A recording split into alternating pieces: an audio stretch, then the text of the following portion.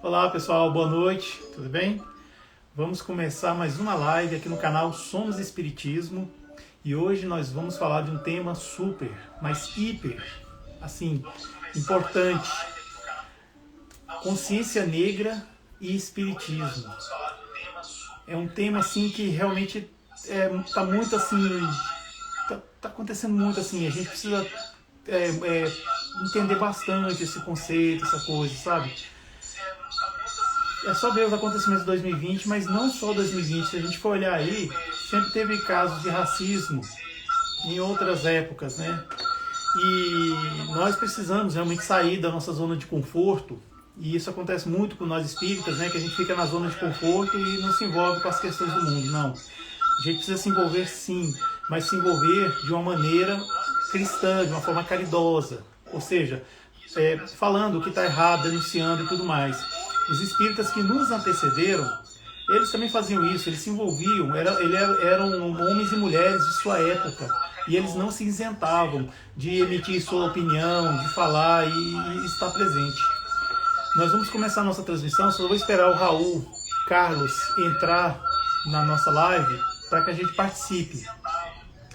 E hoje, especialmente, a gente está transmitindo também para o YouTube do canal dele, do canal Espiritismo Sem Fronteira. Então, assim, a gente só vai esperar ele entrar ao vivo para que a gente comece, né, a nossa live. Olha só, existe um artigo de Allan Kardec. Raul, estamos só te esperando você entrar no Instagram, viu? Um artigo da Revista Espírita de 1862. E nesse artigo é intitulado assim, Perfectibilidade da Raça Negra. Por causa desse artigo, muitas pessoas têm taxado Allan Kardec de racista. Mas se a gente for olhar bem, o que falta é interpretação de texto. As palavras de cunho racista que tem nesse artigo, se a gente observar bem, está entre aspas. Ou seja, não são citações de Allan Kardec, são citações de outros. Aí ele aí, Raul Carlos. Muita paz, muita luz, meu irmão.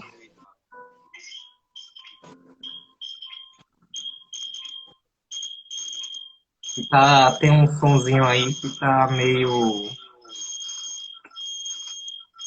Não sei se você tá me ouvindo direito, tá me ouvindo bem? Certo, pronto. Deixa eu ver aqui. Pessoal, nós estamos tendo assim, um pequeno probleminha, porque no YouTube sem fronteira. Aí, agora ele parece que dominou o ruído. Acho que o volume estava muito alto.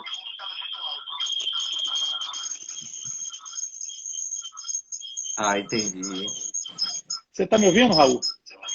Tô lhe ouvindo bem. Bem. Deixa eu abaixar o volume, ver se melhora. Pronto, abaixei o volume do meu notebook, agora acho que ficou bem melhor. Com certeza, meu irmão. Eu tava aqui prestando atenção no que você tava falando inicialmente. Realmente, existe uma passagem, né?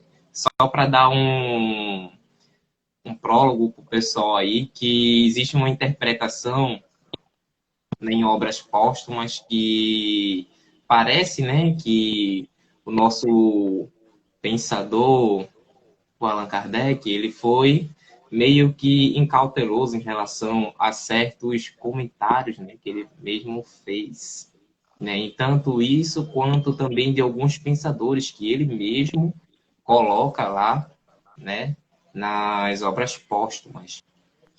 Então é interessante que a gente vai abordar também esse tema, né? Vamos abordar também outros temas, né? Como também a parte doutrinária, da qual a doutrina ela nos esclarece em relação a esse dia, né? Eu tirei todo, existe todo um foco, né? Existe todo um foco da página, né? E também da própria, como eu posso dizer assim, do sentido, né, do dia, de entrar para a área social. Mas aqui, quando eu pensei em estruturar toda a live, eu pensei no sentido doutrinário, no sentido em que podemos, né, trabalhar o lado doutrinário do dia de hoje, né, o que o dia de hoje representa para nós, né, o que o dia de hoje deve representar para nós. Eu vou entrar em temas aqui um pouco polêmicos, né, mas também sem tirar o foco doutrinário, sem fugir do lado em que é o foco. E o foco daqui é a doutrinação, o foco daqui é o esclarecimento. Então, quero dar boas-vindas aos nossos irmãos que estão aqui conosco, né? Aqui está aparecendo o Hélio, o Denis, a Sandra. O Denis está dando boa noite, meu irmão, boa noite com Jesus. Nosso irmão aqui também está, o Kleber, está aqui conosco. O Davi também está aqui conosco. Nosso irmão Jader, que Deus te abençoe, meu irmão, te ilumine. Nosso irmão Marconi está aqui conosco.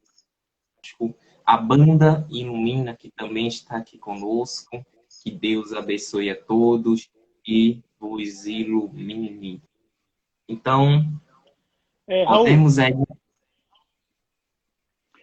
podemos sim. Eu só queria tecer um comentário. Assim, o livro Obras Póstumas, ele foi iniciado por Kardec, mas ele não foi terminado por Kardec. Quem terminou foram os seguidores dele, aliás, desculpa, as pessoas que trabalhavam com ele na Sociedade de Estudos Espíritas Parisienses, né? Então, algumas coisas que tem no Obras Póstumas, a gente tem que relevar certos artigos, tal, assim, né? É só para alinhar assim, os nossos conhecimentos. Raul, é o seguinte, para a gente começar bem, eu vou pedir para você fazer uma prece para nós. Pode ser? Sim, com certeza, com certeza.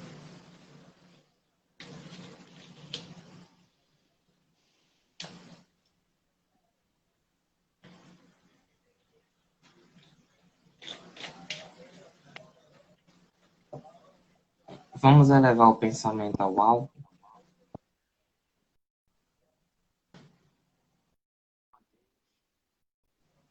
O concurso da espiritualidade superior, para que se faça presente neste momento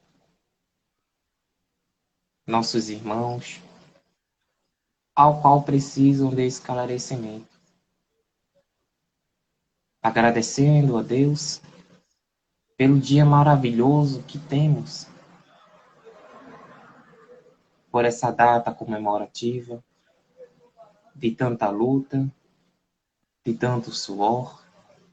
Chegamos a um estado de entendimento ao qual o amor prevalece, ao qual nos conscientizando de nossos deveres e precisamos da empatia com a dor do próximo. Agradecemos a Deus pelo esse banquete que está iniciando para de nós cada dia mais esclarecidos pela divindade. Pedimos o concurso de Jesus, nosso Mestre, que se faça presente junto à espiritualidade e também ao nosso anjo de guarda, que em toda a nossa vida se fez presente e hoje, para nos ajudar a nos esclarecer. Que a paz de Deus e do Divino Mestre Jesus esteja conosco, hoje, agora e sempre. Que assim seja. Assim seja. Então, Muito meu bonita a irmão, prece, eu gostei muito. Raul, fala um pouquinho do canal aí, Espiritismo Sem Fronteiras, quando foi que foi criado? Eu sei que um dos objetivos dele é a divulgação da doutrina espírita, né? Mas explica para nós assim, como é que é ele, quais, Olha, Ed, como é que é ele funciona? Assim, interessante. explica para gente. Foi interessante que você perguntou, né, em relação a como começou. A página Espiritismo Sem Fronteira, ela começou com uma rebeldia da minha parte, né, que queria dar voz, queria dar voz à juventude, queria dar voz às pessoas através da internet, transmitir o conhecimento que é adquirido através das palestras, através também da, do momento em que estamos na casa espírita. E eu criei, né, primeiramente, a página para ser uma página de uma mocidade. E eu consegui tanto, como eu posso dizer assim, tanto empecilho, né, tanto empecilho surgiu diante disso, diante da página e daquilo que eu queria, que eu terminei transformando-a no que ela é hoje, através também da ajuda em que a Rebeca Neves, que ela é a criadora de conteúdo da página, ela vem nos ajudando justamente a discernir a doutrina, a divulgá-la, né? Então, nesse ato de grito, né, de, de imposição de voz, né, da voz ao jovem, da voz às pessoas, aquele que quer falar, né, foi que aí nasceu. Não permaneceu, né, a página da mocidade, mas permaneceu esse lindo trabalho que vem transformando tanto a mim, como também transformando algumas pessoas que por ela é atingido, né? Então, hoje eu estava até conversando com a Rebeca em relação à página, né? Porque ela quer uns vídeos de poesia, ela gosta de poesia, então é uma das propostas que a gente está aí para trazer, a arte para a página, e então ela estava falando para mim sobre algumas ideias. Hoje eu disse assim para ela, Rebeca, se o endereço, ou seja, se pudéssemos colocar na poesia a simplicidade que ela tem, se a mensagem ela for entregue ao destinatário, ela não precisa de tanto, né? Como eu venho trazendo, né? Eu faço o trabalho junto com alguns irmãos que estão aqui presentes na página. Todos os deles estão comigo praticamente, sempre às 7 horas da manhã, que é a leitura do Evangelho, e também com Café com Sabedoria, que vem aí fazendo o dia, né? Para nós, começarmos com uma mensagem edificante é importante. Eu já fazia esse trabalho comigo e agora eu comecei a fazer na página. Então, existe muita coisa para fazer, né? Tem aí para desenvolver. O jovem tem muita ideia.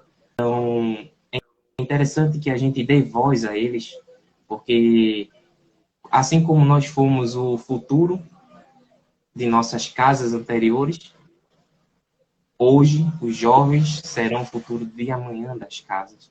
Então, quando eu vim de outra religião, eu vou citar a qual eu vim, a gente chamava o iniciante, né, a pessoa que acabou de chegar na doutrina, de Abian, na linguagem iorubá do candomblé, de Abian. E se dizia que uma casa sem Abian, ou seja, é uma casa sem futuro. Então, trazendo para a página, eu trouxe essa ideia para a página, né, que desse justamente esse é o propósito da página, que é da voz, que é da vez, que é dar oportunidade de ouvido, porque cada um tem uma forma de compreender a doutrina. E assim como cada um tem uma forma de entender. Então, por que não dar vez aí do que entendeu? E aí, entre esses erros e acertos, encontrar um consenso, né? Porque a doutrina está para isso, está para nos esclarecer. Então, errando que a gente aprende.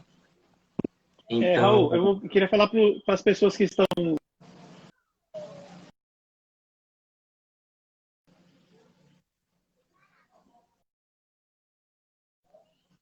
sem lá. O Instagram, eu estou vendo que está travando muito. Então, acho que no YouTube deve estar fluindo mais. Então, sim, se as pessoas quiserem ir lá para o YouTube para acompanhar sem essas chateações de ficar travando, podem ficar à vontade, viu? Sem problema. Mas se quiser ficar aqui também no Instagram, se estiver acontecendo bem aí para vocês, estiver fluindo bem, fique também no Instagram, tranquilo. Raul, antes de a gente entrar no tema, eu queria tecer alguns comentários aqui. Primeiramente sobre um conceito chamado lugar de fala, que foi dado por essa moça aqui, ó, Jamila Ribeiro. Não nesse livro aqui, é porque é o livro que eu tenho dela, né, o Pequeno Manual Antirracista. Lugar de fala é o seguinte, no caso aqui, nós estamos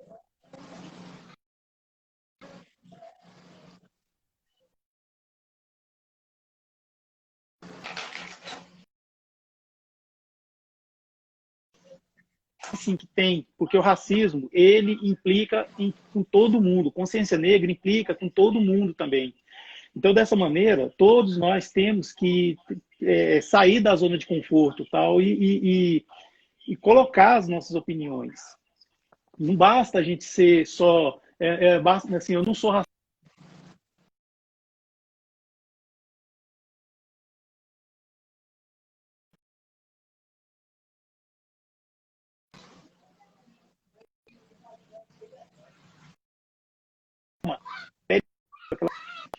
No nosso corpo tem essas modificações, por exemplo, o Raul tem mais melanina do que eu, né? Ou seja, o Raul é negro, eu sou branco. Mas por que isso acontece? É uma explicação muito, mas muito simples mesmo. Isso é um estratagema do nosso organismo para proteção, para que a gente possa ter a vida, né? A vida terrena. Então, assim, aqueles que nascem em países ou lugares onde tem muita insolação, ou seja, o sol incide com muita força, aos poucos, o corpo foi criando esse estratagema de proteger a pele com mais melanina, assim, então dá uma resistência maior.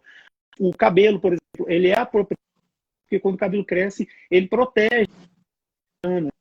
Então, acontece da maneira. Se a gente for pegar aqueles moradores das regiões nórdicas ou do extremo sul do mundo, onde é um lugar muito frio, justifica, por exemplo, ter menos melanina, ter uma pele branca. Por quê? Porque não tem sol. Então, assim, e o cabelo liso, longo, cobre para ajudar a proteger o corpo, proteger o tronco. Tá? E assim vai. Em vários lugares você vê pessoas que têm uma estatura pequena. Por quê? Porque é dessa forma que eles sobrevivem. Lugares montanhosos, lugares assim que são altos. Então, eles têm habilidade para subir, aquela coisa toda. Aí a gente vê lá no Oriente, tem aquelas pessoas também que têm aquele formato de corpo também. É justamente isso, é só uma questão de sobrevivência. Só que o homem foi usando isso aí para diferenciar um do outro e causar o que? A escravidão. Nós, homens, desde quando a gente deixou de ser nômades e passamos a ser sedentário, a gente começou a acumular o quê? Comida. Começou a acumular riqueza.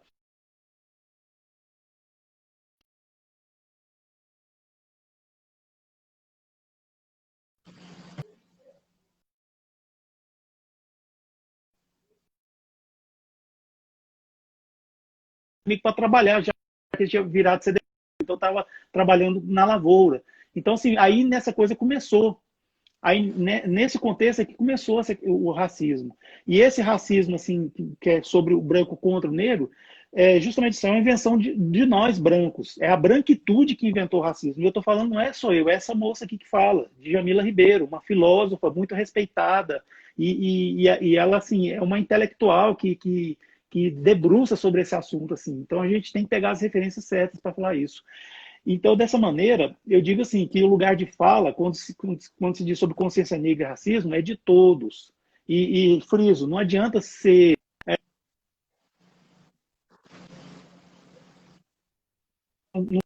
Tem o racismo cultural, que é o Brasil. Racismo quem é branco, beneficia. Eu não sei quantas vezes eu já devo ter tirado emprego de pessoas negras, porque eu não vi. Por quê? Porque é a estrutura que é racista, é a estrutura. Então a gente tem que combater esse racismo estrutural. Por exemplo, igual fala o Silvio de Almeida, a gente se pronuncia contra o SUS, né? Fala que o SUS tem que acabar. Tal. Isso é uma atitude racista. Por quê? Porque a gente está beneficiando o racismo estrutural. Por exemplo, as ações afirmativas, cotas, tem que ter cota, sim. Por quê? A gente vê aí que os espaços de poder só tem gente branca, a gente não vê pessoas negras. E mulheres negras, muito menos ainda. Então, assim, a gente tem que ter, assim, as cotas sociais que faça essa inclusão das pessoas negras, né? Principalmente das mulheres negras também, que quase não têm acesso a esses espaços. Branco, no Brasil, sempre teve 100% de cota. Desde quando o Brasil foi descoberto. Branco sempre teve 100% de cota. Então, agora tem mesmo, tem tudo. A mania de ficar na nossa zona de conforto e não se envolver com as coisas do mundo, ficar na bolha, sabe? Assim, às vezes a pessoa tem até uma vidinha boa, tal, vive lá e fica nessa bolha e não quer saber o que acontece lá fora. Gente, isso é caridade. A gente sair ao combate, oferecer a outra face, é também fazer a caridade. A gente se envolver nas questões do mundo, porque senão a gente não vai nunca conseguir sermos um mundo de regeneração. Se a gente não for junto, de mãos dadas, não vai não, certo? Agora, quem vai mandar nisso aqui é o Raul. Raul, o espaço é seu. Tá certo, meu irmão. Você citou vários, né, tópicos do qual eu vou tentar aí trabalhar, tentar acompanhar o seu entendimento. E é interessante que você disse assim, nós espíritas, às vezes, nos colocamos, né, nessa bolha e nos fechamos nossos olhos, colocamos aquele tapa-olho, né, do cavalo, né, só olhar para frente, né, e a bolha faz com que a gente não veja o que o mundo acontece, né, nem entra e nem sai, né, a gente se planeja naquele mundinho nosso.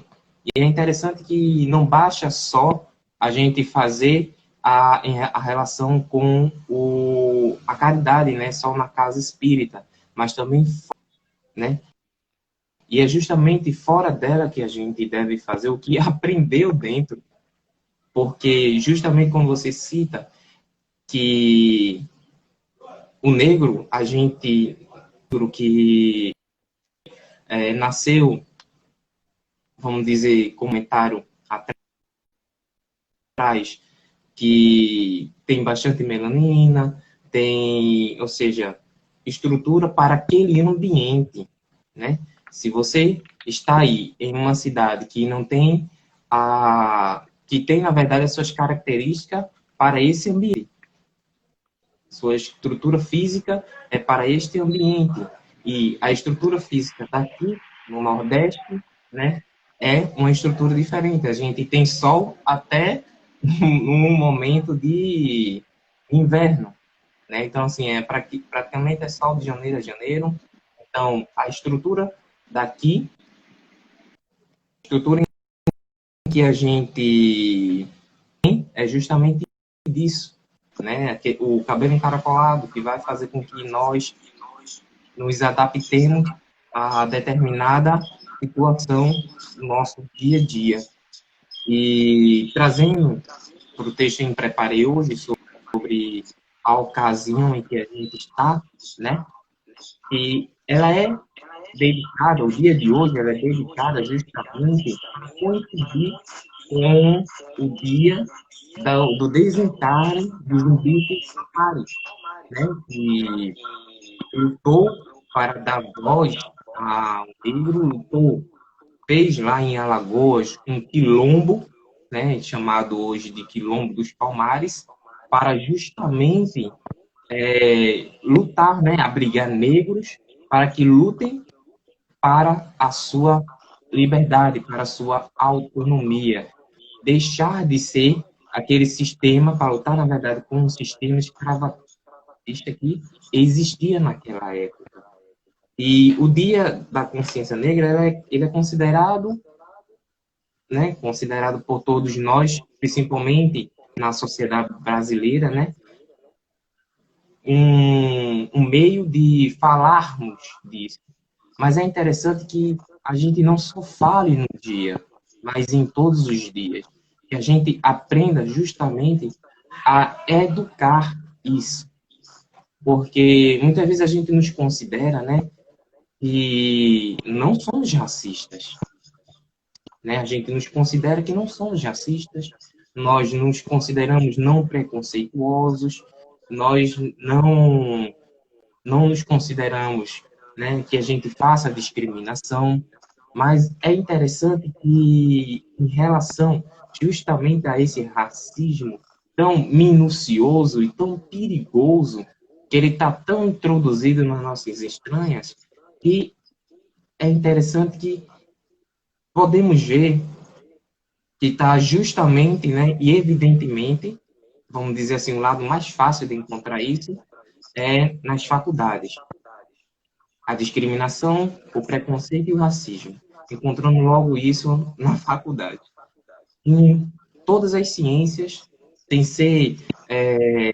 sem distinguir quais são, né, de medicina, a filosofia, como você mesmo citou, né, existem poucos poucos negros que que estão no ensino superior.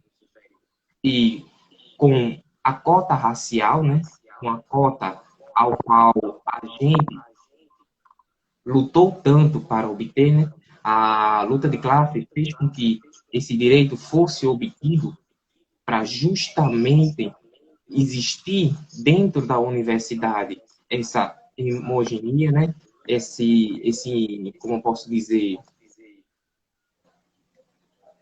deixar um pouco igual, né, deixar um pouco mais homogêneo, né, as cores, apesar de que no Brasil, né, 55% dos brasileiros são negros, né, são pretos e pardos.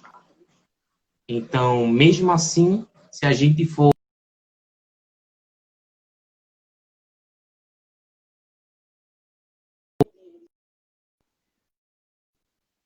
a maioria está na classe C e D.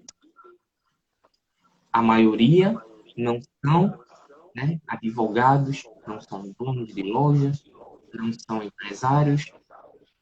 Mas por que isso?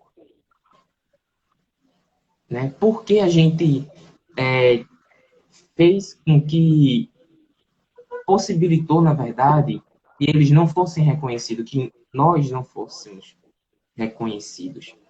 Né? Então, eu gostaria de trazer aqui o conceito, né, de preconceito, de racismo, de discriminação. E o que é o conceito de preconceito? Ele já diz, né? Preconceito.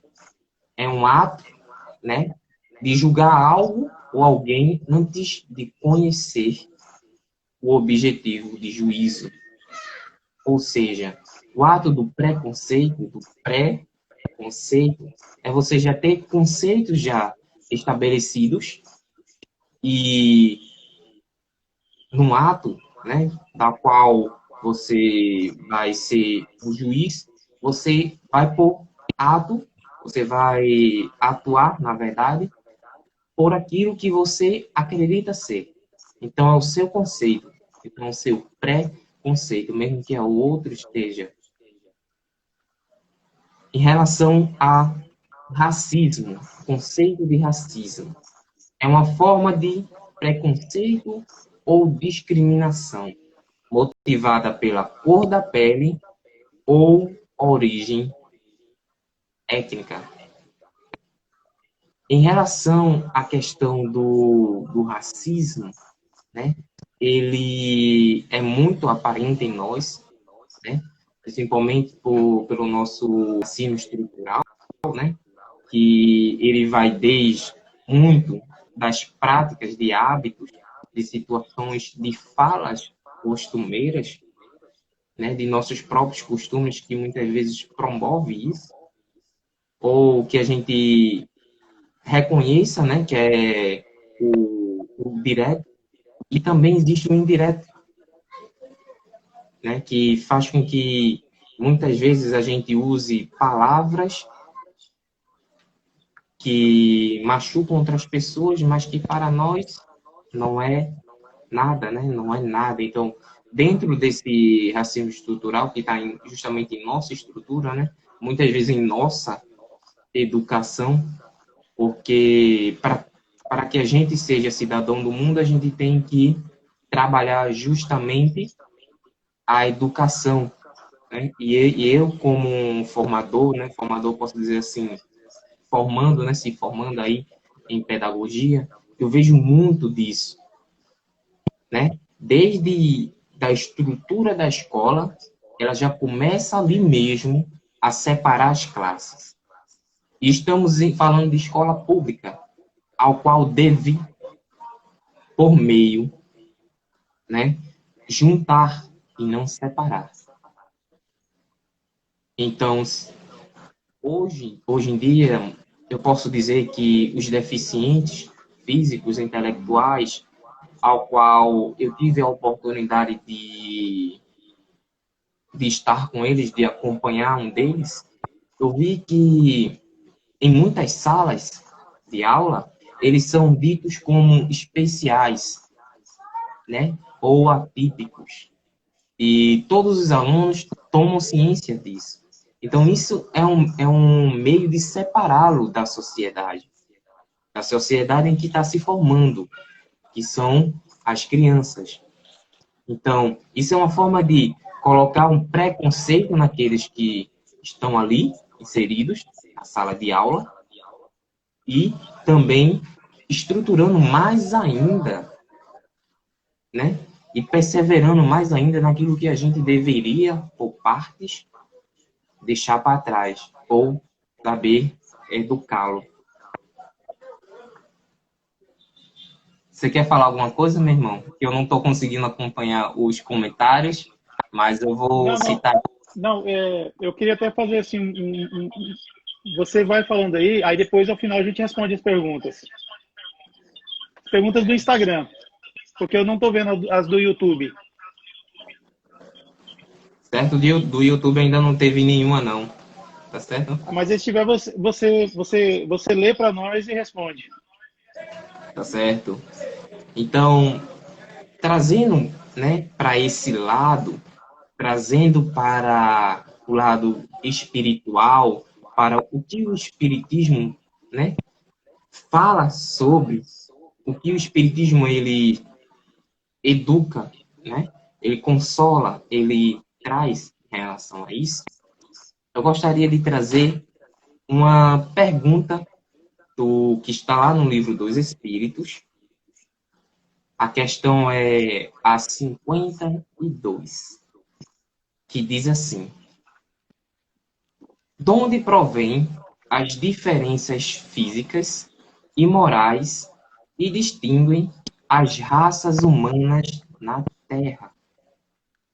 E os espíritos de verdade respondem: do clima, da vida e dos costumes.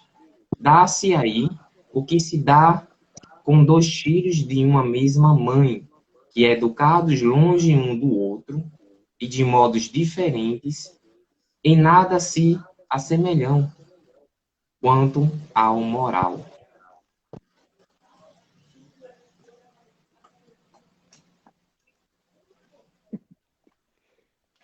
Eu vou parar aí em relação ao clima, né? Não sei se vocês já notaram quantas vezes eu já bebi água neste momento, né? Então, então veja o momento em que a gente está. A gente está no verão, né? Então, se a gente for fazer uma pesquisa, quem é que sofre mais? Fala para nós onde você está, Raul. É na Tô, Bahia. tô em Recife, Ah, Pernambuco. desculpa. É Recife, meu Deus. Recife, Pernambuco. Então, aqui, né, é quente, é bastante quente. Então, assim, a minha estrutura, né, a estrutura do meu corpo, quando tava eu e meu anjo de guarda lá, né, planejando a minha reencarnação, ele tava dizendo lá, ó, você vai nascer no Nordeste, então você precisa ser, além de outras questões, né, que eu vou tratar depois, é necessário ou é interessante que você nasça nessa estrutura, né, com cabelo pichain, com o, a pele negra. Então, veja, vamos voltar em relação à pergunta, quando ele diz assim, do clima. Veja o clima em que eu estou. É propício ao meu estado, ao que eu sou agora, né? Da vida, ou seja, geral, e dos costumes. Então, nós aqui no Nordeste, somos pessoas amantes do sol, apesar de que o sol está presente em todos os lugares, aqui a gente é amante do sol, a gente gosta de estar no sol, a gente gosta. Então, isso já faz com que a nossa estrutura ainda seja ainda mais, né, necessária para determinar. Então, quando ele diz assim, dá-se aí de dois filhos de uma mesma mãe, que educados longe um do outro e de modos diferentes, nada se assemelharão quanto a, ao moral, né? Levando isso para o lado moral, né? Quando dois filhos são separados, mesmo que pela mesma mãe, né? Recebem educações diferentes e um desenvolve sua moral aquilo que é propenso. E eu gostaria, né, de entrar aí em um tema, né, que é de obras póstumas. Eu acredito que eu falei logo no começo, né, da live que vocês estão acompanhando. Para quem quiser assistir depois, é interessante que a leitura também, né, e a interpretação. Foi maravilhoso esse estudo, porque eu vi tanto esse trecho que Kardec trata, e que, na visão de muitos, ele parece ser preconceituoso, discriminatório, né, em relação a isso. E eu gostaria de fazer uma pergunta para vocês, meus irmãos. Quem é o modelo da humanidade? Quem é o modelo de amor dado por Deus?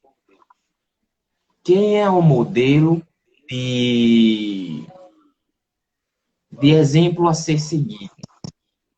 E se me permite responder, eu posso dizer que é Jesus. Foi o único pensador, foi o único educador que pisou aqui na Terra e não errou uma só vírgula, um só ponto, uma só iota. Então, se a gente levar ele para o pensador Allan Kardec, nesse comentário, me permitem dizer, e já pedindo perdão, ele deu uma pisada na bola.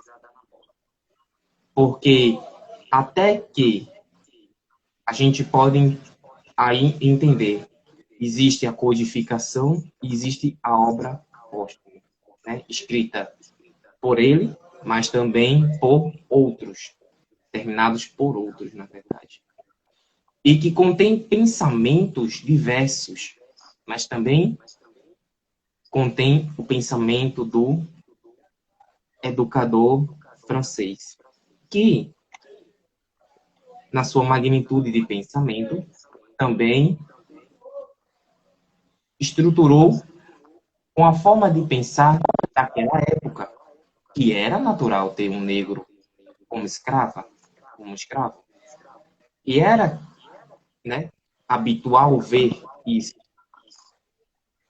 né? A mão de obra ser negra, né? O trabalho ser negro. Naquela época era isso. Então a gente não pode dizer que o Kardec ele foi preconceituoso. Não, a gente tem que entender o momento em que se passa o comentário, né? Então, mesmo que imbuído na missão em que ele veio trazer, ele sim tinha possibilidades, assim como todos nós temos do erro, né? Mas a gente pode entender que a doutrina espírita não existe. Pouco você vai ter a opinião dele dentro da doutrina. Você vai ver comentários no Livro dos Espíritos, no Evangelho, mas você vai ver ele imbuído de um sentimento de amor.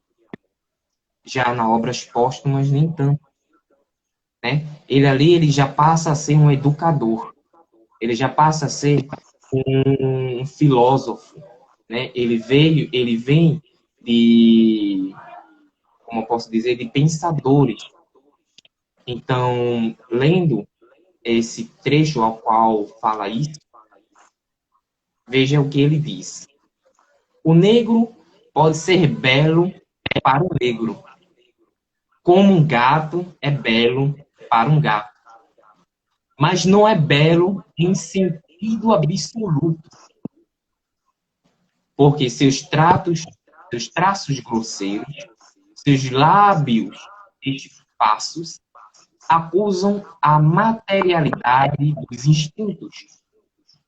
Podem exprimir as paixões violentas, mas não podem prestar-se à evidência aos delicados matizes do sentimento, nem às modulações de um espírito íntimo.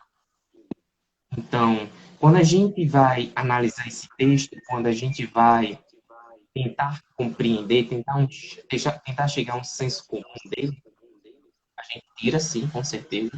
E Kardec aí, ele foi preconceituoso, ele foi discriminatório, né? Principalmente nesse into aí, né? Que vem após. Daí, o podermos sem fatuidade, creio, dizer-nos mais belo do que negros os potentes. Vou ler de novo. Daí podemos, sem fatuidade, creio, dizer-nos mais belos do que os negros e os potentes. Ou seja, fatuidade seria sem vaidade, né? Podemos dizer sem vaidade, sem se vaidecer. Creio dizer-nos mais belos, ou seja, ele sem imbuído de vaidade, dizer ser mais belo do que os negros e os potentes, ou seja, os potentes foram uma denominação, né, um conceito que os holandeses fizeram os negros daquela época. E é interessante, né, que a gente analise esse trecho aí de uma forma mais sem levar no pé da letra, né? Que a gente veja sempre o antes e o depois, e não só o trecho lido. Porque veja o que ele diz após. Destruindo tudo que vemos até agora. Mas também pode ser que, para gerações futuras, melhoradas, sejamos o que são os otentores com relação a nós, e que sabe sim, quando encontrarem os nossos fósseis, elas não os tomarão de algumas espécies de animais. Ou seja, nesse comentário, ele se compara às gerações futuras que compararão, né, com animais, ou seja, encontrando eles os fósseis irão comparar com animais, ou seja, ele se coloca, né? Ele se coloca tanto na frente do negro, mas também se coloca anteriormente a um animal, porque era isso que possibilitava a compreensão dele daquela época sobre a evolução. E não que a evolução era totalmente moral, né? Então, se a gente levar esse comentário adiante, né, a gente vai ver que ele voltou àquela humildade da codificação, ao qual ele traz a codificação para nós. Aí ele não se torna aquele Kardec que a gente conhece na codificação, né, que ele se diminui ao nível animal para aqueles que virão depois, melhorados. Então, existe uma comunicação em que diz, né, é uma comunicação de uma médium na Associação de Paris, que se me permitem dizer, é uma resposta um pouco, não vamos dizer assim, precisa. É uma resposta precisa ao qual ele trabalhou, né? Porque nas obras póstumas, esse trecho ele está lá em Teoria da Beleza, ou Teoria do Belo, em algumas traduções. E nessa própria comunicação, esse espírito diz assim: ponderaste com acerto que a fonte primária de toda bondade e de toda inteligência é também a fonte de toda beleza. O amor gera a beleza de todas as coisas, sendo ele próprio a perfeição. Eu não coloquei aqui, né, o trecho em que ele categoriza, né, o que seria belo para ele, antes mesmo de colocar esse trecho. Então, ele fala que, na medida em que nos tornamos intelectualmente desenvolvidos, moralmente desenvolvidos, vamos nos tornando mais belos, né? Vamos nos tornando mais bonitos. E a resposta para essa questão, essa categoria que ele fez, que ele falou e que ele colocou lá na Obras Póstumas, é justamente sobre o que esse espírito fala, né? Com acerto, e a fonte primária de toda bondade, de toda inteligência, é também a fonte de toda beleza. Ou seja, a beleza está na bondade e também está na inteligência. E completa: o amor gera a beleza de todas as coisas, sendo ele próprio a perfeição. Então, o perfeito é belo,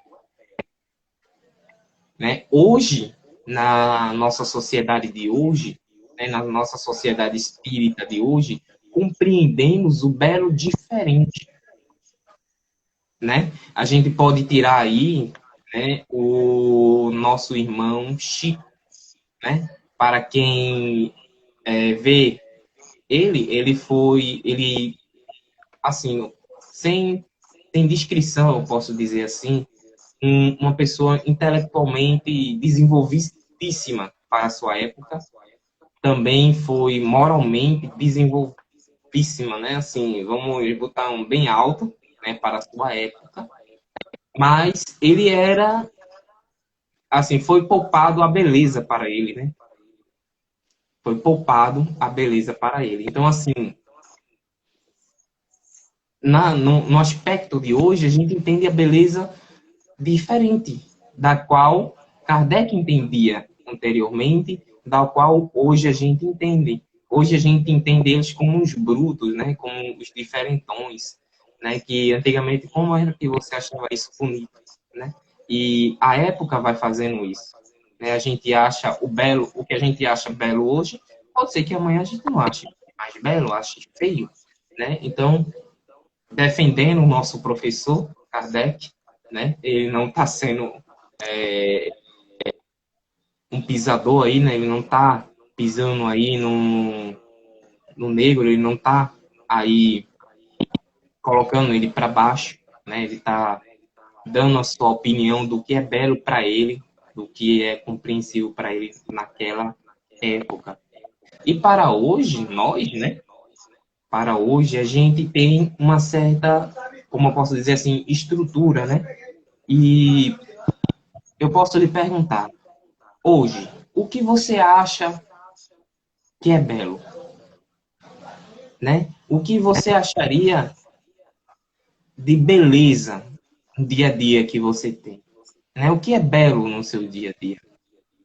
Escreva aí e vamos depois a gente discutir. O que é belo para mim, talvez não seja belo para você. Aí nasce aí uma diferença de opiniões, mas que deve ser aí respeitada, né? Quando eu voltei, né, para a doutrina espírita, eu fui recebido, né, principalmente pela casa espírita, em que eu visitava, não fazia parte ainda de nenhuma, na verdade. Eu recebia um certo olhar diferente, um certo, como eu posso dizer, um certo preconceito, ou talvez até um racismo, quem sabe, né? Pela minha forma de me vestir. Antigamente eu me vestia como eu vinha anteriormente da religião em que eu fazia parte, né? Então eu fazia parte do Candomblé, né? Meus amigos eram de maioria da religião afrodescendente, então eu usava do linguajar, eu usava da cultura, eu também me vestia como tal. Então, isso tudo fez com que minha volta, né, para o Espiritismo, lembrando que o Espiritismo não é o culpado, mas são as pessoas que estão nele, né, que anteriormente foram aqueles que escravizaram, né? Eu posso dizer que eu fui um deles, né? A falta de hoje que fazer minha vida foi a minha exuberância no passado, né? Tanto em relação à minha cor, tanto em relação à minha estrutura física, né? Então, falando um pouco desse ato, né? Porque de propósito eu não trouxe um ato famoso, né? Que impactou o mundo, mas eu trouxe, né? Esse caso mais próximo de nós, né? Então, falando um pouco da situação em que eu mesmo passei. E veja para vocês verem como está estruturado em nós essa discriminação, né? Esse olhar diferente. Então, minha volta foi muito difícil, né? Justamente pelos meus costumes, né? Os costumes ao qual eu pertencia e ao qual, né, eu ainda não deixei de pertencer, né? Continuo com os mesmos amigos, continuo praticamente com o mesmo linguajar, e é esse o motivo de muitas vezes eu trabalhar aqui na página diferente de como muitos de meus irmãos trabalham em outras, né? Então, assim, eu assumi a minha identidade. Então, a minha identidade, muitas vezes, eu erro muitas palavras, né? Então, assim, é uma estrutura minha, é uma forma de falar, né? Então, existe essa questão de diferença que muitas vezes sou categorizado como uma pessoa que não sabe ler direito ou com uma pessoa que não não entende do assunto, né? Ou justamente por esse costume. Então, eu gostaria de trazer também uma uma questão que está lá no livro O Consolador, né? Psicografia de Chico, pelo Espírito Emmanuel, e diz assim: a questão é a 61. E lembrando que esse livro, meus irmãos, ele trabalha muitos temas, além de atual, na visão espírita, também retrata e trabalha, né, desde aquela época ao qual foi psicografado, temas como educação filosófica, científica, a necessidade do espiritismo e da ciência. Então, assim, são temas muito abordados no meio espírita e que é aconselhado que todos leiam, né? E trazendo essa questão, que é a 61, que a pergunta foi: como devemos encarar a política do racismo?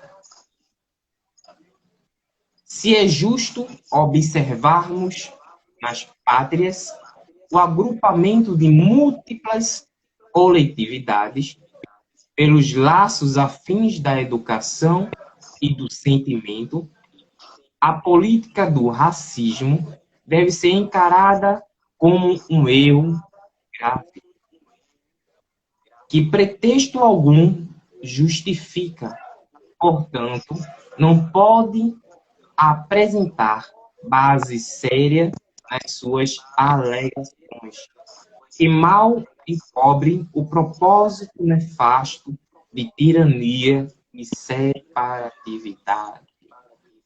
Então, meus irmãos, eu abro para as questões de perguntas, né? Deixo a palavra um pouco para o nosso irmão Ed para conduzir.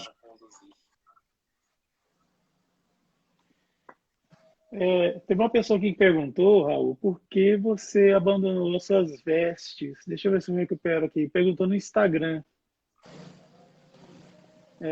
Você pode ir respondendo se você quiser, depois eu falo quem foi. Porque quando você falou que você foi oriundo do Candomblé, né? Aqui, ó, é a Valneide, AP oficial. E por que você mudou suas vestes, assim? Bom, você meio que explicou aí, né, assim, nas entrelinhas. Eu consegui entender. Mas se você puder voltar nesse assunto de novo, só para a gente atender a nossa irmã aqui, que fez essa pergunta. Com certeza. Nossa irmã Vaneide, né? Valneide, que fez a pergunta. Isso. Bom, nossa irmã, é justamente em relação à discriminação. Eu, por mim, eu sou uma pessoa muito, vamos dizer assim, afoita. Vamos usar na linguagem aqui de Recife, né? Vamos dizer assim, afoita é uma pessoa que enfrenta as coisas. Eu sou muito de enfrentar as coisas. Só que, como a doutrina me ensinou a ser pacífico, né? A não colocar, né, à frente as coisas pessoais, né? Os assuntos pessoais, eu deixei um pouco, fui deixando muitas vezes da minha origem, mas no dia a dia eu não sou assim. No dia a dia, por exemplo, eu uso roupas, né, que muitas vezes as pessoas perguntam assim: olá, vai lá, pai de santo, andando todo de branco, né? Assim, costumes que eu tinha antigamente, né? Roupas que eu gostava de usar antigamente, dia de sexta-feira, como hoje, primeira vez que eu estou usando preto. Hoje é a primeira vez que eu estou usando preto, porque uma hora dessa, todo de branco, né? Já tinha tomado meu banho de Eva, e já estava quase pronta para ir dormir. Então, assim, isso culturalmente no candomblé existia, e eu abandonei esse costume agora há pouco, né? E, assim, eu posso lhe dizer, eu só não tomei banho de erva hoje porque não tinha. Mas eu sempre, esse costume que existe, né, que eu aprendi a ter, tanto isso como também a questão das vestes, eu necessariamente não abandonei, mas foi necessário que eu tivesse determinado comportamento para também ajudar nossos irmãos a compreender isso, porque não é fácil nem me ver, muitas vezes, palestrando na página. Imagina me ver de torso, me ver todo de branco, andando pela rua, né? Então, assim, eu também quis ajudar nossos irmãos a compreender isso, né? Que a veste não diferencia eu de você, não diferencia eu daquele, mas que para nossa mentalidade ainda, né? A gente discrimina, a gente ainda faz distinção. Então, por isso eu quis, né, ajudar tanto a mim, né, que estava me sentindo um pouco retraído, né, ficado no banco de trás, porque eu não queria chamar atenção, porque chama atenção, né? Eu era o único a usar torso, ou muitas vezes eu ia de boina, né, para as reuniões. Então, assim, naquele momento, né, eu tive que, infelizmente, né, tomar algumas atitudes para mim mesmo, né? Eu não queria rebater, eu também não queria discutir, eu também não queria trazer questões pessoais, então eu preferi, né, educar essa minha forma de enfrentar tudo e todos. Perfeito, muito bom.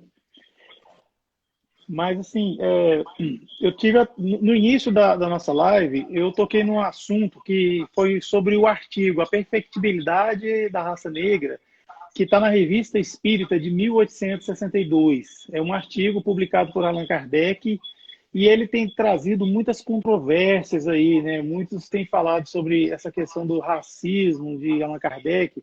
Recentemente eu vi um cineasta, eu esqueci o nome dele, ele fez um documentário chamado Em Busca de Kardec, um homem negro africano, e ele definiu Allan Kardec não como racista, mas como etnocentrista. Por quê?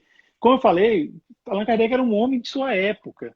Ele ingressava nos grupos sociais que faziam parte lá para conhecer, para ver se era sério, se tinha algum fundamento. Se não lhe convinha, ele saía, ele ia para outros grupos, ele ia.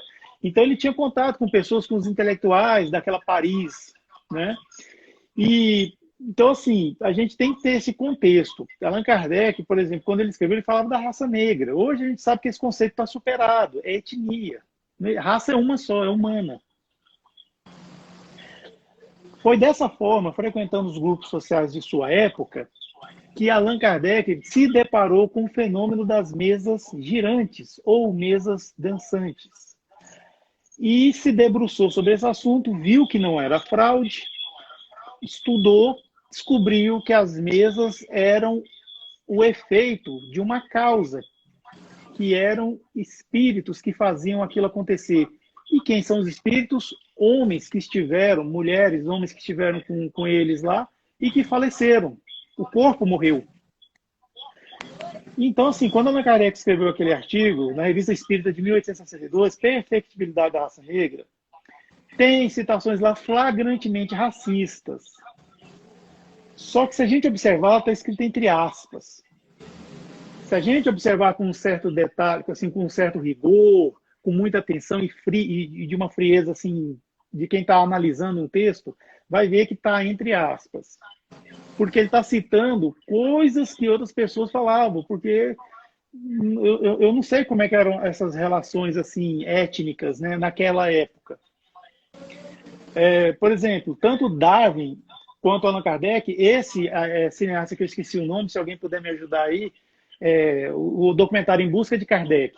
É um cineasta que perdeu a filha, ele começou a investigar o espiritismo, né, para ver se tinha alguma notícia sobre ela. Aí ele descobriu coisas muito assim interessantes, né, no espiritismo. Ele fala que tanto Darwin como Allan Kardec são etnocentristas, porque era o que existia lá na época de 1850, século, né, 19 e tal.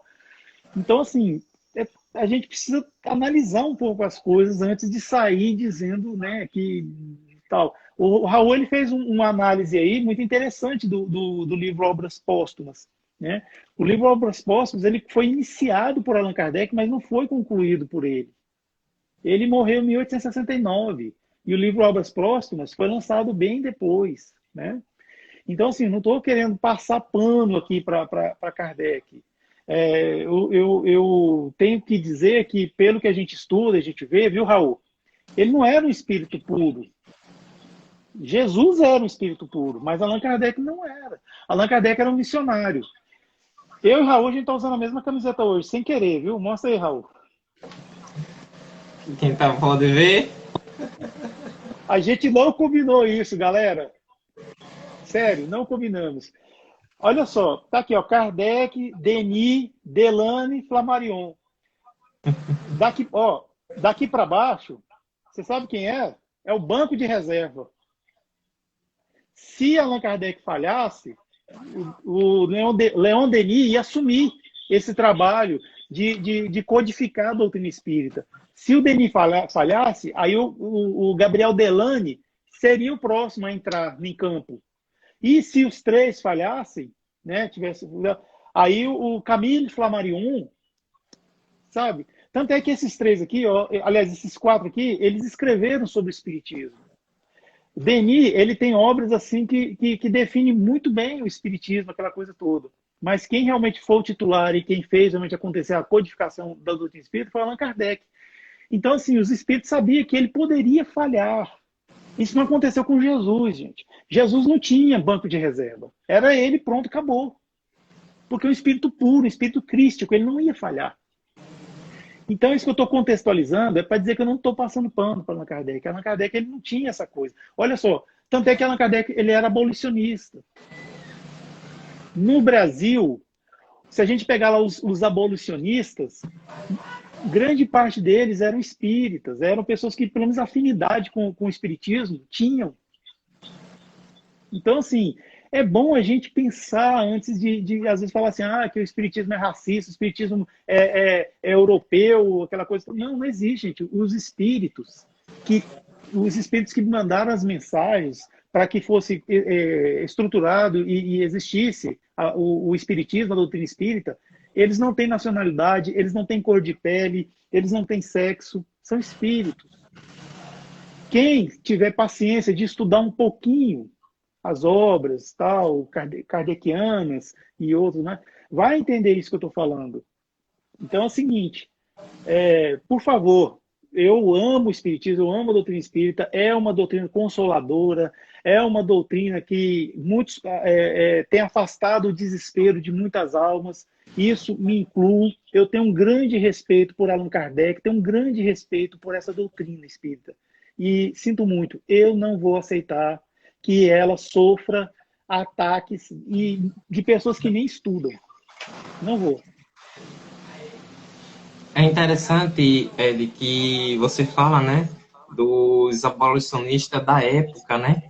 E veio na minha mente um irmão até conhecido, né, no nosso movimento, se a gente for analisar... Só um pouquinho. O tio Ito aqui me ajudou. O cineasta que eu fiz referência aqui, que fez o documentário Em Busca de Kardec, que está até disponível no acho que é no Prime Box, chama-se Karim Akadiri Somali. Viu? É o cineasta francês. E ele é negro. Só isso. Desculpa aí, viu? Não, tranquilo. Ter te interrompido. Pronto, em relação a quando você falou lá, né, de muitos que consideravam a doutrina espírita naquela época, né, em Brasil se formando no Brasil, eles se... Peraí, só um perdão aqui, que o notebook deu um alerta. Isso acontece comigo também. O dispositivo quer fugir. Então, quando você trouxe, né, essa relação com o Brasil e com as pessoas da época, né, que a maioria eram espíritas ou apreciavam a doutrina espírita, os abolicionistas, e eu posso, né, trazer assim um espírita político, né, que tem essa ênfase política, o próprio Adolfo Bezerra de Menezes, né?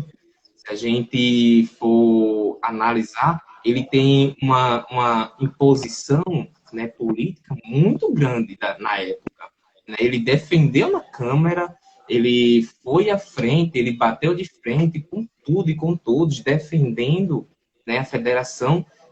Tanto é que na sua história, né, ele só não foi conhecido como o médico dos pobres, né, mas também como um dono de, como eu posso dizer assim, do dom da fala, né, do dom do diálogo, porque ele chegava lá na tribuna e simplesmente fazia com que pessoas mudassem o seu conceito do que acreditavam sobre o espiritismo. E existe um filme dele, né, Bezerra de Menezes, que ele está lá, né, na tribuna, sentado, né, e um irmão indaga a ele, né, sobre o espiritismo, e ele dá simplesmente uma resposta que, poxa, assim, fora de série, né? Então, não só essas respostas, mas também a forma em que ele tratava, né, as suas discussões nas câmaras políticas, né, nos lugares de fazer política, né, nas suas defensorias durante a época que ele esteve. Né? Então, é interessante que o espírita, sim, ele pode estar no lugar de político e saber o seu lugar e saber defender a sua ideia, né? Sem sair da doutrina, né? Sem sair do que acredita, né? Sem defender apenas interesses pessoais, mas sim interesses mútuos, né? Que todos saiam felizes, né? Então, ele fazia isso muito bem, né? Tanto é que eu acompanho alguns livros que ele fala, né? Não só sobre a doutrina, mas também sobre outros atos que, assim, fora de série em relação a isso. Eu estou aqui parado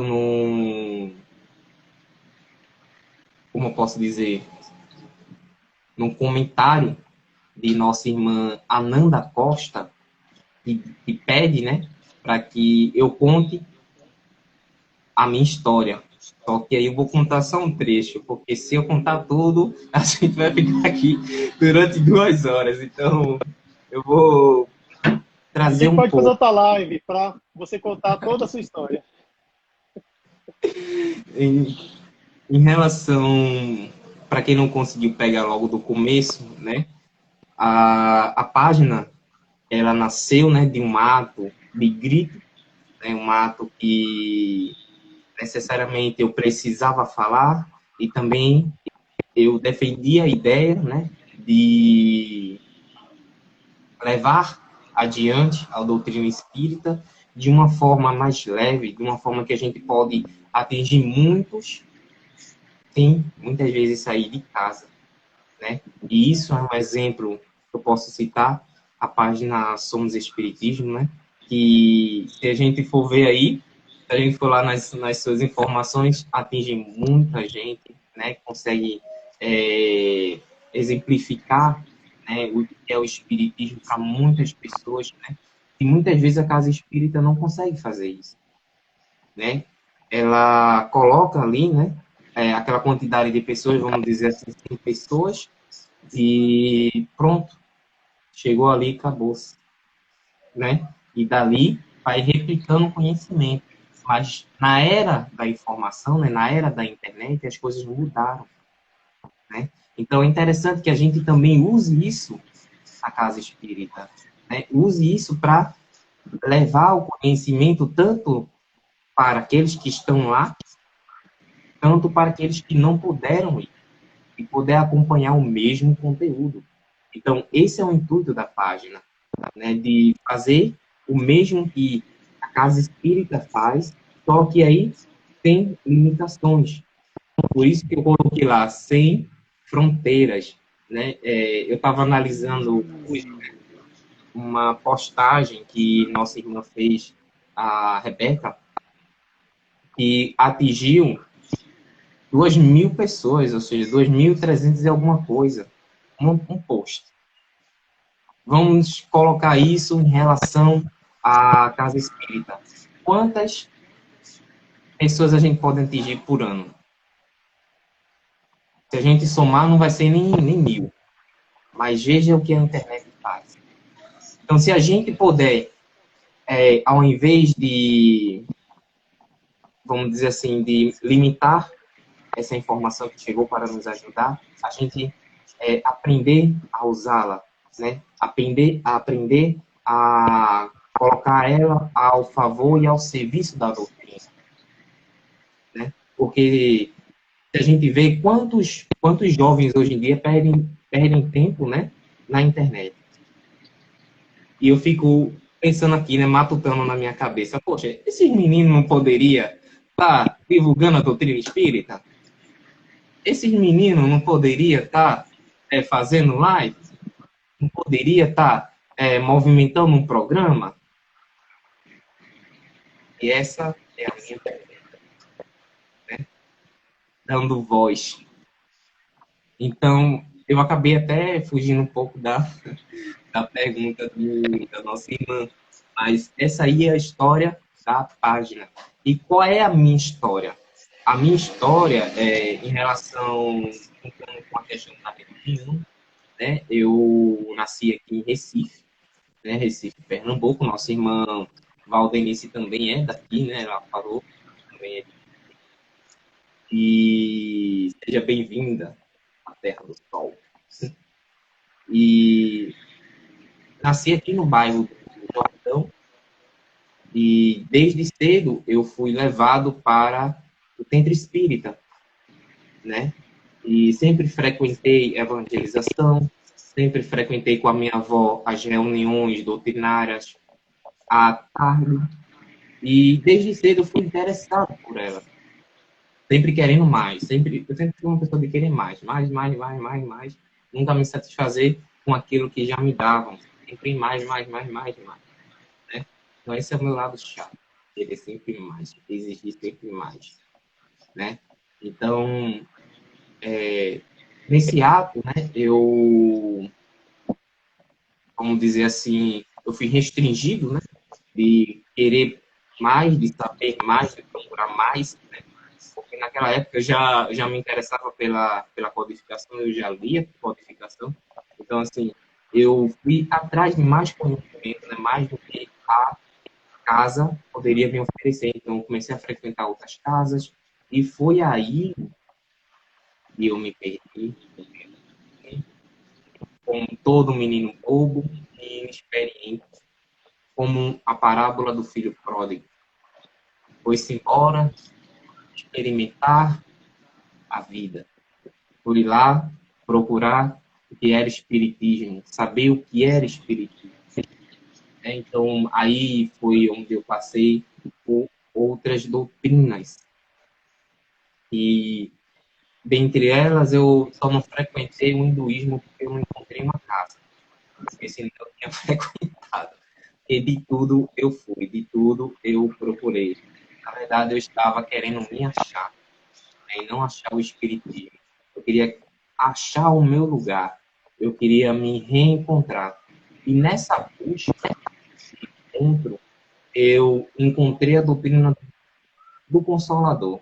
Apesar de eu já fazer parte dela, eu ainda não compreendia na totalidade que hoje eu posso dizer que eu a compreendo.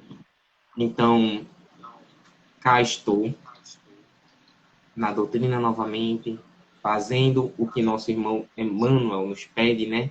E é divulgar. Pode falar, se quiser mais alguma. Eu estou agradecendo porque ele é uma pessoa assim, é uma pessoa muito querida aqui no Distrito Federal e no Brasil, né? Assim, então, e ele tem um carinho muito grande com a gente, assim. Por isso que o nome dele é tio Ito, porque ele é aquele tio que abraça, meu, sabe? Eu tenho muito respeito e muito carinho por ele. Eu estou despedindo aqui porque ele vai ter que sair para fazer uma reunião. Raul, olha só, eu gostaria muito de. Porque o nosso tempo já está bem avançado. Eu gostaria muito de agradecer a sua presença aqui no canal Somos Espiritismo, né? Aí também no YouTube do Espiritismo Sem Fronteira. Você ter acreditado no nosso trabalho, estar aqui conosco falando de um tema que realmente assim, muita gente acha que não tem nada a ver com o Espiritismo, porque acha que o Espiritismo é estanque das coisas que acontecem na sociedade, não é. Pelas suas palavras, você ter doado seu tempo, né? Que uma coisa que a gente só pode doar o que é nosso, né? Você tem seu tempo, eu tenho meu, tudo tem, você está doando seu tempo para estar com a gente. Você respondeu a pergunta dos nossos irmãos, das nossas irmãs aqui, né? Presentes. Queria agradecer as pessoas que eu vi aqui no Instagram, que estão presentes, estiveram conosco até agora, prestigiando essa live tão iluminada. No YouTube também imagino que tenha pessoas, tal. Então, Raul, para finalizar, você quer falar alguma coisa, divulgar alguma coisa, algum evento, assim, fique à vontade, tá? Não, a única divulgação que eu gostaria de fazer agora, né, que é mais uma ideia, né, ao qual foi lançada aí, eu acredito que eu venho falando, acho que eu comecei com essa ideia agora, né, de poder melhorar ainda mais as lives, né, e também poder atingir outras plataformas.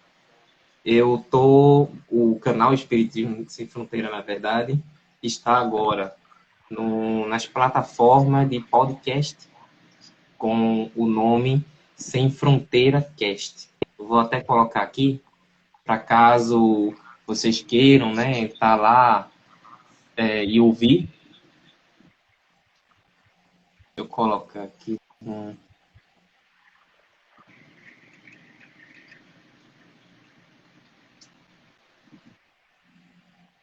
Então, se vocês puderem dar lá uma força, né, uma compartilhada para ajudar o canal, seguindo também a página.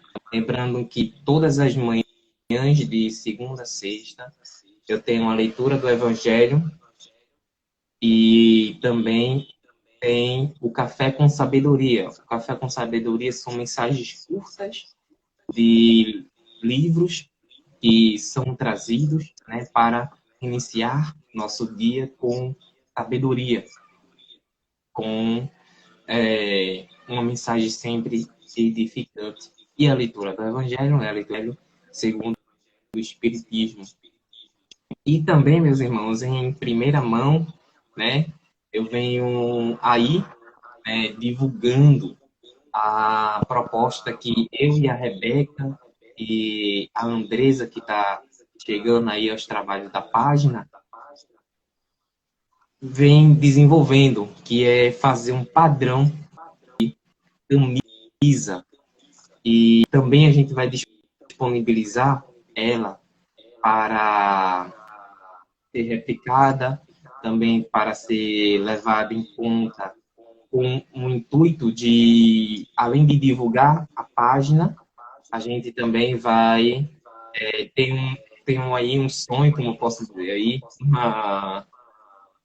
um sonho audacioso, né? É um sonho audacioso de criar um estúdio, né? A gente tem esse sonho de criar um estúdio, né? Sem fronteiras, né? Um estúdio da página do Espiritismo Sem Fronteira.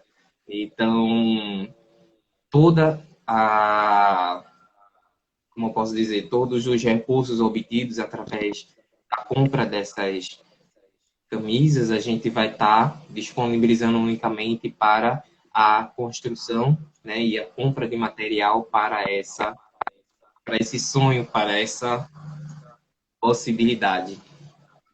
Então é isso, meu irmão. Maravilha, maravilha, maravilha mesmo.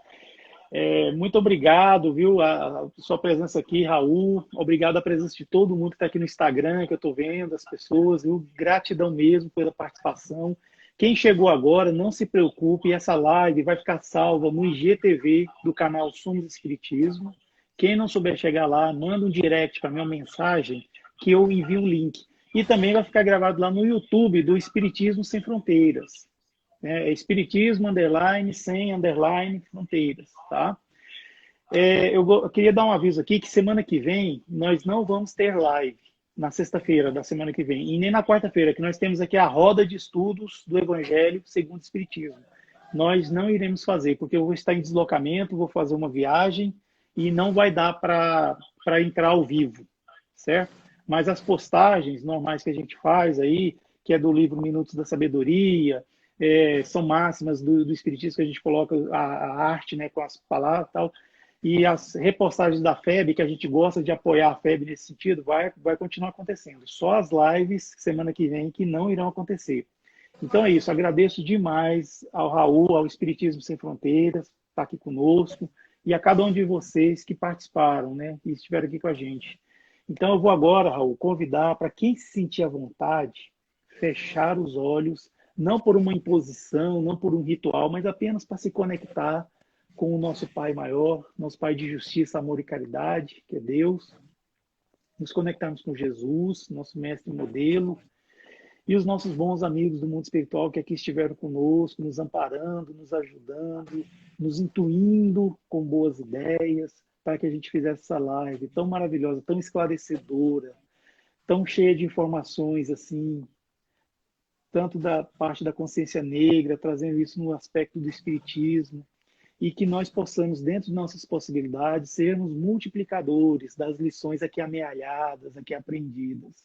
E quando falo sermos multiplicadores, se necessário usar palavras, pois quando a gente é multiplicador, a gente é pelos atos, né? Isso sim que vale mais a pena. Então agradeço demais aos bons amigos que estiveram conosco. Muito obrigado, que assim seja.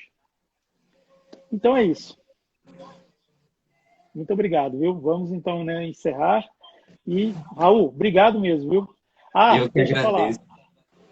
Quem ainda não segue, por favor, siga lá, @espiritismo, sem, fronteiras, no Instagram e também está lá no YouTube. Se inscreve lá no YouTube.